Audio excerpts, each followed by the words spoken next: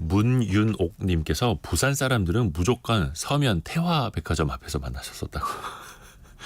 6726님 50대 중반 주부입니다. 미도파 백화점, 코스모스 백화점은 없어졌어요. 어렸을 때부터 이 백화점 가서 연필에 이름을 새겨 왔었다라고 이런 추억들이 있습니다. 근데 참 변합니다. 이 백화점이나 유통 채널이 변하는 건 또 사람들의 소비가 변했기 때문이겠죠. 그래서 또 앞으로도 내다봐야 할 필요가 있는 거고요. 트렌드 팔로우 시간에 또 우리 소비 시장의 변화를 살펴보시죠. 서울대 소비자학과 한다희 박사와 함께합니다. 안녕하세요. 안녕하세요. 마지막으로 백화점 가보신 지가 언제예요? 저 지난주? 그래도 종종 다니시네요. 네. 저는 기억도 안 나가지고 요즘 또 백화점 잘 안 다니시는 분들도 계셔서. 저는 맛있는 거 먹으러 백화점. 드시러? 네.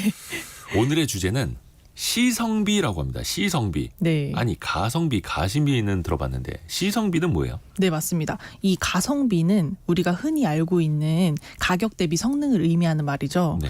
그런데 오늘 살펴볼 시성비는 시간 대비 성능을 시간 의미합니다. 대비 성능. 네.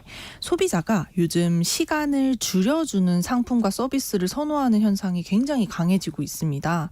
예를 들면 내가 하기 싫은 일들을 대신해주는 서비스가 등장한다든지 아니면 과거에는 훨씬 더 길었던 어떤 서비스를 더 짧게 만들어주는 등 다양한 식으로 소비자의 시간을 아껴주는 서비스가 사랑을 받고 있습니다. 아하.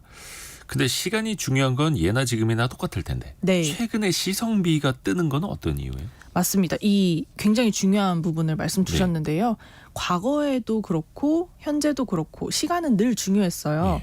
근데 과거에는 시간이 없기 때문에 그 시간을 소중히 써야지 이렇게 생각을 했다면 요즘 소비자들은 당연히 시간은 없는 거고 내가 해야 할 일이 많으니까 최선을 다해서 시간 효율성을 달성해야지 이렇게 좀 가치가 바뀌고 행동이 바뀌었다라는 데 중요한 포인트가 있습니다. 시간 효율성 측면으로. 네, 맞습니다. 그래서 이렇게 바뀌게 된 가장 큰 이유가 뭘까 생각을 해보면 우리 소비자들이 해야 할 일이 너무 많아졌어요. 그리고 가봐야 할 맛집들, 봐야 될 콘텐츠들 이런 것들이 너무 많아지면서 네, 한정된 시간 안에 이런 것들을 다 해 나가야 하는 거죠. 그러다 보니 이런 시간 효율성을 더 중시하게 됐고요. 또 쇼폼 콘텐츠가 많아지면서 우리가 단시간에 높은 효과나 만족을 얻을 수 있는 것들을 더욱더 추구하는 경향이 콘텐츠 영역뿐만에서 아니라 전반적으로 나타나고 있다. 이렇게 볼 수 있습니다. 이게 다 스마트폰 때문 아닌가라는 생각도 드는데 구체적인 사례들, 네. 시성비를 올려줄 수 있는 사례들 한번 살펴볼까요? 요리 시간부터 줄이고 있다고요? 네, 요즘 요리 시간을 줄이는 분들이 굉장히 많아지고 계신데요. 요리 시간을 줄이고 싶은데 또 외식은 하기 싫거든요. 비싸니까. 그러다 보니까 돈도 많이 들고 또 바깥 음식을 매일 먹기는 쉽지가 않으니 요즘에 밀프렙이 유행입니다. 밀프렙? 네, 밀프렙은 식사를 준비하다라는 의미인데요. 일요일에 다가올 일주일치 식사를 한꺼번에 미리 준비해서 끼니마다 꺼내 먹는 것을 의미합니다. 요게 이제 뭐 곰탕 끓여놓고 그게 아니라 네, 뭐 조금 더 시간을 샐러드나 세이브할 수 있는 뭐 파스타, 볶음밥 이런 것들을 그냥 바로바로 꺼내 먹을 수 있는 건데요. SNS 살펴보시면 관련 영상들이 굉장히 인기가 많습니다. 주말에 5일치 점심만 미리 만들어두는 거죠. 예를 들면 뭐 샐러드나 파스타 같은 간편한 음식들을 냉장고에 쫙 정리를 해둡니다. 그래서 평일에 그것을 딱 꺼내서 먹기만 하면 10분 만에 모든 것이 끝난다는 거예요. 그래서 남은 시간에는 개인 용물을 보거나 휴식을 취할 수 있어서 너무 좋다는 반응입니다.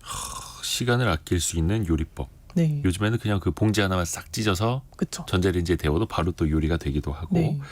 이게 가사노동이 근데 또 요리만 있는 게 아니지 않습니까? 네. 다른 쪽으로도 시간을 줄이면 좋을 텐데요. 네, 맞습니다. 요즘 비슷한 맥락에서 청소를 대신해주는 가사대행 플랫폼이라든지 아니면 세탁물을 수거 신청만 하면 문 앞으로 바로 배송해주는 뭐 비대면 모바일 세탁 서비스 같은 이런 어플리케이션들이 인기가 굉장히 많은데요. 실제로 데이터를 살펴보면 2019년 이후에 가사노동 어플리케이션 설치자는 지속적으로 증가하는 추세입니다. 근데 주된 이용자를 살펴봤는데 제가 좀 놀란 부분이 30대, 40대는 당연하겠죠. 근데 50대의 비중이 생각보다 굉장히 높습니다. 그래요? 그래서 가사노동 이 어플리케이션을 설치하고 이용하시는 분들 중에 좀 50대의 비중이 높더라 하는 부분이 인상 깊었고요.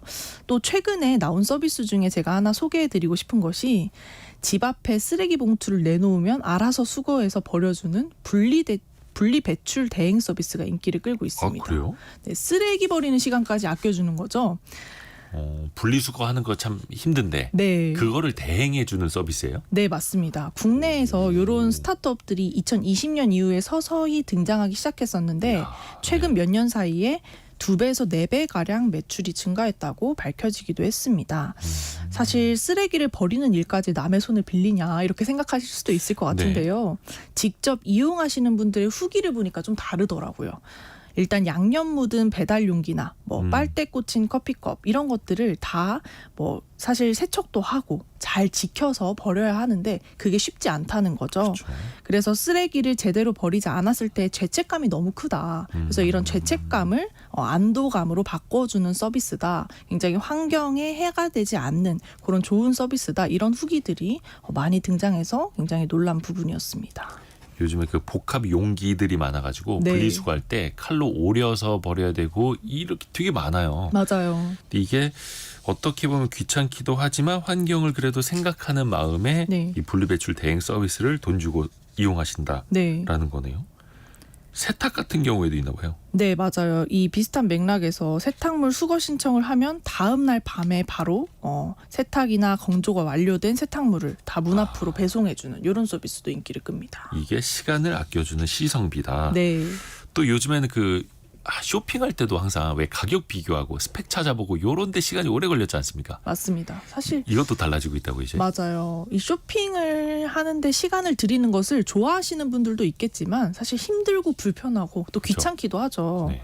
그래서 최근에 온라인 쇼핑몰에서는 AI를 도입해서 소비자의 쇼핑 시간을 줄여주는 움직임입니다. 한 쇼핑몰에서는 후기 요약 서비스를 선보였어요. 우리가 왜 상품을 살 때 얼마나 이게 좋은지 구매 후기를 꼭 확인하는 습관들이 요즘 소비자분들이 많으신데 네. 그 구매 후기 보는 것도 사실 좀 시간이 많이 든단 그쵸. 말이죠. 근데 AI가 최근 3개월 상품 구매 후기를 한 문단으로 요약해 주는 거예요. 맨 앞에.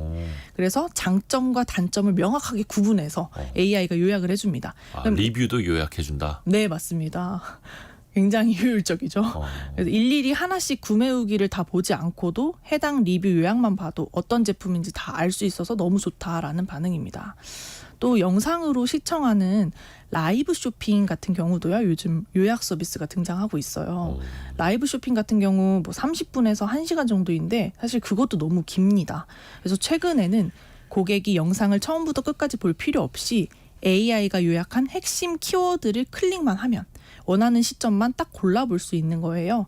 예를 들면 바지를 판매하는 라이브라면 신축성이라는 키워드를 누르면 바지 신축성을 이제 쇼호스트께서 막 보여주시죠. 그 대목을. 네. 그리고 컬러 키워드를 누르면 컬러 보여주는 장면으로 넘어가는 겁니다. 그래서 요약을 이렇게 해서 영상 요약하듯이. 네, 소비자가 쉽게 볼 수 있게 만들어준 거죠.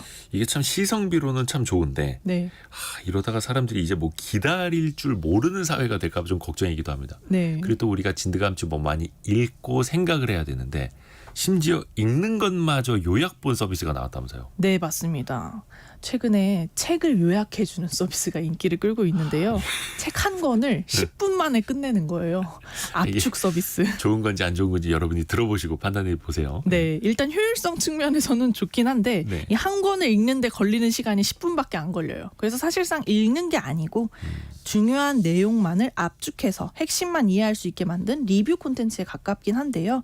출퇴근길에 직장인분들께서 많이 사용을 하고 계십니다. 또 영화업계 같은 경우도 최근에 재미있는 사례를 하나 보았는데요.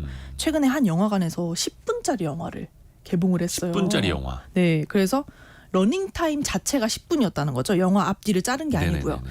그래서 단돈 1,000원에 관람을 할 수 있게 했습니다. 1,000원에 10분짜리 영화. 네, 과거에는 사실 이런 짧은 콘텐츠는 핸드폰으로만 봤는데 네. 이제는 이걸 영화관에서 상영까지 하는 시대가 된 거죠. 해당 영화는 한 자동차 브랜드에서 제작에 참여해서 화제가 되기도 했는데 이 10분짜리 영화 자체를 영화관에서 볼 수 있다는 것이 소비자들이 굉장히 신선한 시도였다라는 반응이 압도적이었습니다. 근데 이게 우리나라만의 빨리빨리 문화 때문일까요? 다른 나라도 마찬가지예요, 이런 게? 다른 나라도 이런 경향성이 최근에 강해지고 있습니다. 가장 대표적으로 일본에서는 이런 소비 성향을 똑같은 소비 성향을 타이파 소비라고 부릅니다. 타임 퍼포먼스의 줄임말이고요. 시간 효율을 중시하는 움직임이 등장하고 있는데 일본에서도 오늘 소개해드린 이런 서비스들이 등장하고 있고 또 빈 시간에 아르바이트를 할 수 있는 서비스 같은 틈새 시간 시장도 함께 성장을 하고 있는 추세입니다. 이게 소비자분들의 반응도 좋은 것 같습니다. 또 시성비, 변권성님 기사 3줄 요약도 있고, 네. 그렇죠. 박영우님 요점 정리 좋다고 또 이야기를 해주셨고요. 서울대 소비자학과 한다희 박사 함께했습니다. 지난주 수요일에 충남 도서관 다녀오셨죠? 네, 무섭네요. 무섭죠. 어떻게 알았냐면 2245님이 2245 쓰시는 분께서 알려주셨습니다. 아유, 감사합니다. 반가웠다고. 강연 너무 잘 들었다고. 반갑습니다. 감사합니다. 고맙습니다. 네.